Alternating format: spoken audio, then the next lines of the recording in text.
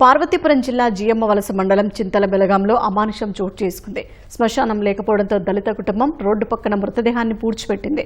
అయితే మృతదేహం పూడ్చిన స్థలం రైతు ఆధీనంలో ఉండటంతో అతను అధికారులకు ఫిర్యాదు చేశాడు. అధికారులు రాత్రికి రాత్రి మృతదేహాన్ని వెలికితీసి 3 అడుగుల దూరంలో మళ్లీ పూడ్చారు.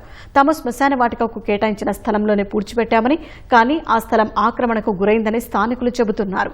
అధికారులు జోక్యం చేసుకుని శ్మశాన వాటికకు కేటాయించిన స్థలాన్ని తిరిగి ఇప్పించాలని కోరుతున్నారు. 25వ తారీఖు మార్నింగ్ మా అమ్మగారు చనిపోయారు. శ్మశానం లేక చాలా ఇబ్బంది పడుతున్నాం. మాకు కేటాయించిన 1 సెంట్ భూమిలో మా శవాన్ని పాతేవండి.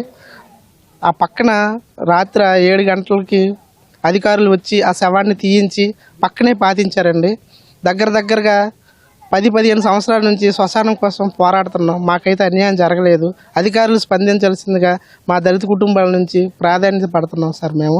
అలాగే ఆ శవాన్ని తీసి పాతించడం అనేది ఈ రాష్ట్రంలో ఎక్కడా జరగలేదు అనుకుంటున్నాం సార్. మా దారికి 5 అడుగుల దూరము లేదు సమాధి.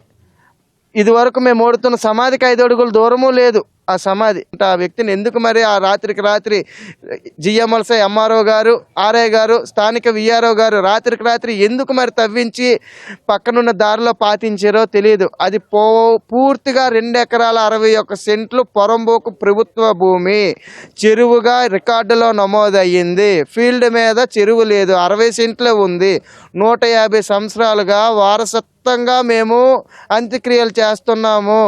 సదరు విషయము పలుమార్లు గ్రామ రెవెన్యూ అధికారులు, సబ్ కలెక్టర్ పాలకొండ అప్పటి వారు, ఇప్పటి తహసీల్దార్ వారు కూడా ధృవీకరించారు.